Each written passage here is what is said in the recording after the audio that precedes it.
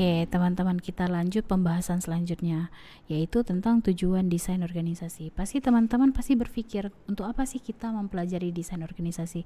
Emang tujuannya buat apa? Nah, ada beberapa hal yang teman-teman harus tahu tujuan dari desain organisasi. Yang pertama, memperjelas tujuan keseluruhan organisasi. Ya, jadi harus jelas tujuannya kemana. Otomatis ketika kita udah tahu tujuan organisasi kemana, kita bisa mengatur strateginya, strategi apa yang harus dilakukan dan bagaimana fungsinya. Nah, ini adalah tujuan pertama dari desain organisasi.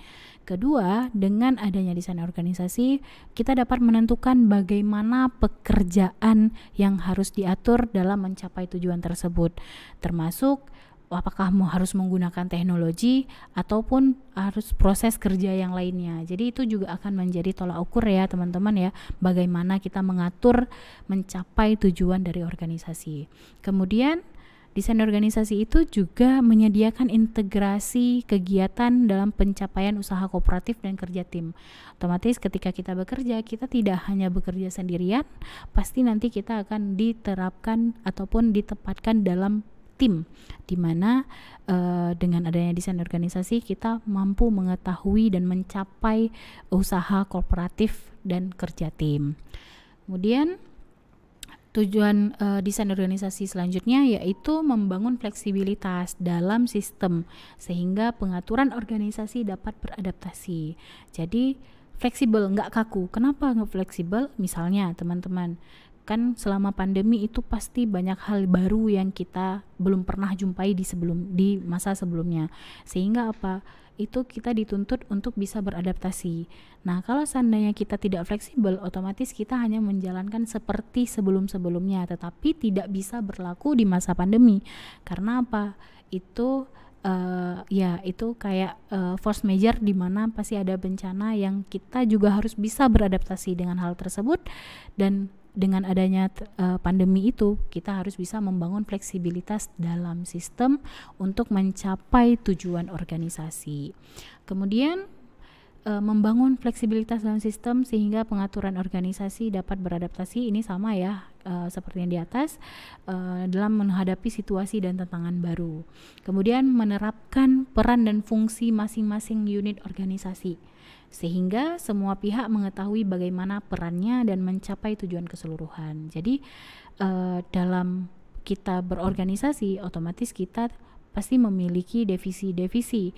Nah, divisi-divisi itu pasti memiliki fungsi masing-masing dan perannya masing-masing dalam bekerja, di mana peran tersebut harus diketahui juga oleh orang lain dalam mencapai tujuan keseluruhannya. Jangan sampai nanti teman-teman misalnya nih bagian marketing, promosi jor-joran tetapi tidak memikirkan bagian dari bagian keuangan, karena emang menurut keuangan itu mungkin tidak efektif dan efisien, sehingga harus diketahui tujuan keseluruhan. Intinya tujuan yang paling menyeluruh itu apa sih? Oh, kita pengen menjadi perusahaan yang go internasional dalam tahun 2029 misalnya, seperti itu ya teman-teman.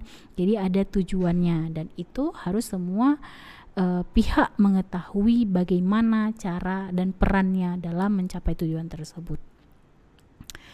Oke, selanjutnya memperjelas peran individu, akuntabilitas dan otoritas.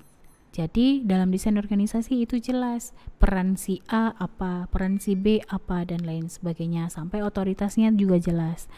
Kemudian merencanakan dan melaksanakan kegiatan pengembangan organisasi. Nah, ini gunanya untuk apa? Untuk memastikan bahwa proses dalam organisasi itu berjalan ataupun memberikan kontribusi yang baik pada efektivitas organisasi. Jangan sampai ya kita memberikan strategi tapi menurut setelah kita lihat-lihat itu nggak efektif kayak gitu. Jadi kayak besar pasar daripada tiang, misalnya seperti itu ya.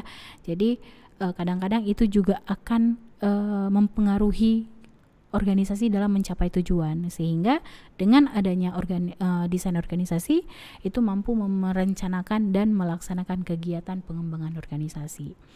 Kemudian rancangan pekerjaan untuk memanfaatkan keterampilan dan kapasitas pemegang pekerjaan dengan sebaik-baiknya untuk memberikan motivasi intrinsik tingkat tinggi. Jadi dalam bekerja teman-teman pasti teman-teman akan menghadapi motivasi, baik itu motivasi intrinsik ataupun ekstrinsik. Jadi nggak selamanya teman-teman bekerja ya karena pengaruh gaji toh, enggak, tapi juga ada kadang-kadang teman-teman bekerja karena apa? Oh mungkin bosnya baik, oh mungkin lingkungan kerjanya itu mendukung teman-teman untuk termotivasi lagi bekerja, sehingga dengan ada desain organisasi, rancangan pekerjaan, kemudian pemanfaatan keterampilan dan kapasitas itu akan menunjang teman-teman untuk lebih termotivasi seperti itu.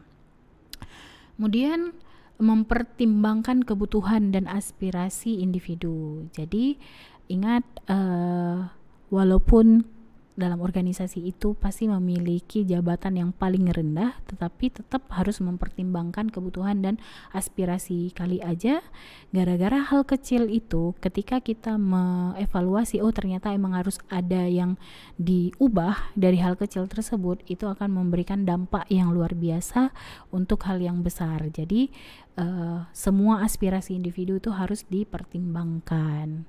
Dan yang terakhir, menyediakan komunikasi informal yang cepat ke seluruh organisasi. Nah, jadi kadang-kadang komunikasi informal itu dibutuhkan dalam organisasi. Jadi bisa jadi kalau seandainya dalam organisasi itu teman-teman di jam makan ataupun jam istirahat itu biasanya melakukan komunikasi informal. Itu memberikan kedekatan antar rekan kerja atau bahkan dengan pemimpinnya, seperti itu ya. Jadi teman-teman, yang tadi saya paparkan adalah tujuan desain organisasi. Jadi banyak manfaatnya, banyak tujuannya kenapa setiap organisasi itu harus mendesain organisasinya. Jadi teman-teman monggo dipelajari. Kalau sananya teman-teman ada yang mau ditanyakan, silahkan ditanyakan di kelas Zoom, ataupun nanti kalau seandainya mungkin teman-teman mau bertanya melalui grup WhatsApp, silahkan ditanyakan melalui grup WhatsApp. Oke, baik teman-teman, saya akhiri untuk pertemuan pertama di kelas desain organisasi dan manajer foundation ini. Wabillahi taufiq wa hidayah. Wassalamualaikum warahmatullahi wabarakatuh.